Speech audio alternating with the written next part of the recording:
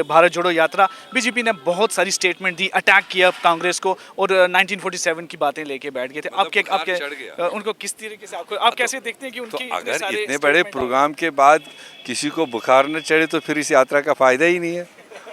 तो कहीं रिएक्शन तो आना चाहिए ना, लेट देम रिएक्ट। कि इस मिशन का मैसेज घर घर जा चुका है, कोई पर्टिकुलर मजहब के लिए नहीं, कोई एक सेक्शन के लिए नहीं, but across societies, across religions, across regions. अभी हमारे साथ जेकेपीसीसी के फॉर्मर प्रेसिडेंट जी मीर साहब हैं और आज यहाँ पर जो राहुल गांधी की भारत जोड़ो रैली सतवारी में उन्होंने पब्लिक रैली को संबोधित किया, उसके बारे में कुछ जानकारी लेते हैं। सर, सबसे पहले मुझे बताएं कि इस रैली को आप किस नज़रिए से देखते हैं, कितना बदलाव आप देखेंगे इसके बाद? मैं तो सबसे पहले इस यात्रा में शामिल होने नौजवानों को, बुज़ुर्गों को, माओं को, बहनों को, बच्चों को दिल की उम्मीद गहराई से मुबारकबाद देना चाहूँगा। अगर हमने कहीं 1500 लोग ऑर्गेनाइजेशनली ऑर्गेनाइज किए होंगे, मगर जो 10,000, 20,000, 15,000 के लोग सड़कों पर सुबह सवेरे 5 बजे घर से निकल करके और चाय पिए बगैर, कुछ नाश्ता किए बगैर जो रास्ते में हमने देखा 3 दिन से, मैं तो उनको सल्यूट कर सकता हूं। और राहुल गांधी जी के इस मिशन का मैसेज घर घर जा चुका है, कोई पर्टिकुलर मज़हब के लिए नहीं, कोई एक सेक्शन के लिए नहीं, but across societies, across religions, across regions और अक्रॉस एज ग्रुप्स।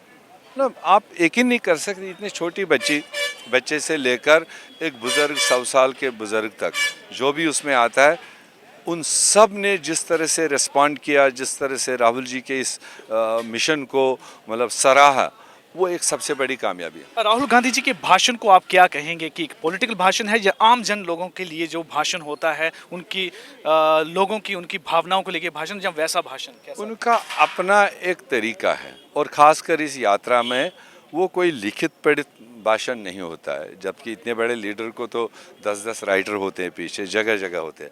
ये तो जो उनको रास्ते में जिस तरह का फीडबैक मिला, जिस तरह का लोगों ने बताया, उसी को आकर के हर स्टेट में 1 या 2 जगह उन्हीं की बात उन्हीं के सामने रखते हैं। तो उसमें कोई वो लच्छेदार भाषण मारने की बात है या मुझे तालियां मिल जाए उसके लिए नहीं होता। वो दिल से बोलते हैं, जो उन्हें अंडरस्टैंड किया है इस सारी यात्रा के दरमियान कि रियल मतलब नेशन है क्या, रियल भारत रहता कहाँ है, और उस तजुर्बे के हिसाब से वो शेयर करता है ऐसे छोटे छोटे रैलीज़ में, जो नुक्कड़ सभाएं जिसको हम कहते हैं।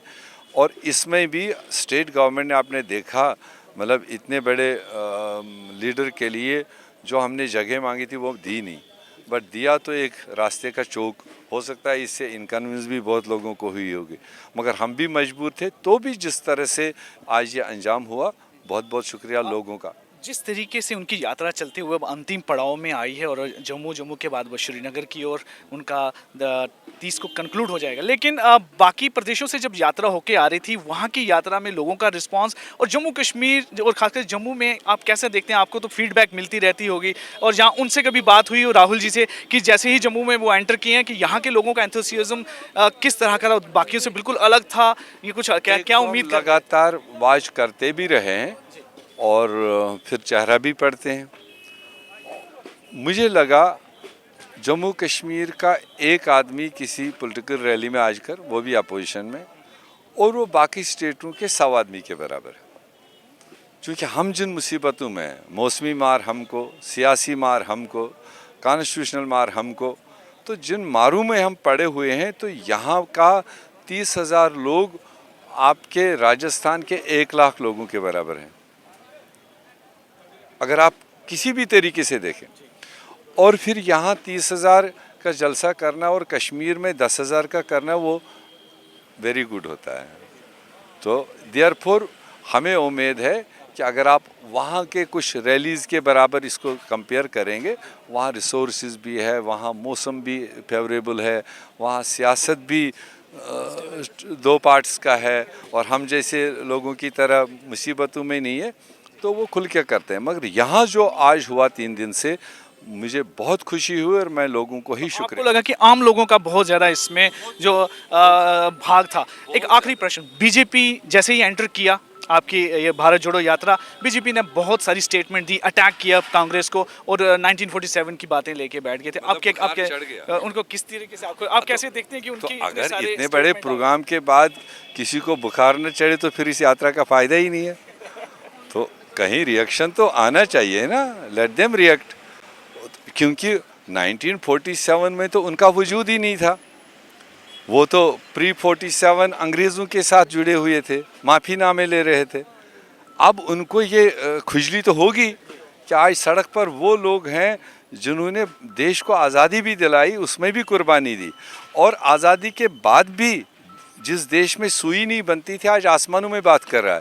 ये तो वो रास्ता चल रहे हैं, तो उनको बौखलाहट तो आएगी राजनीतिक पटल पे फिजा बदलेगी। डेफिनेटली। Thank you.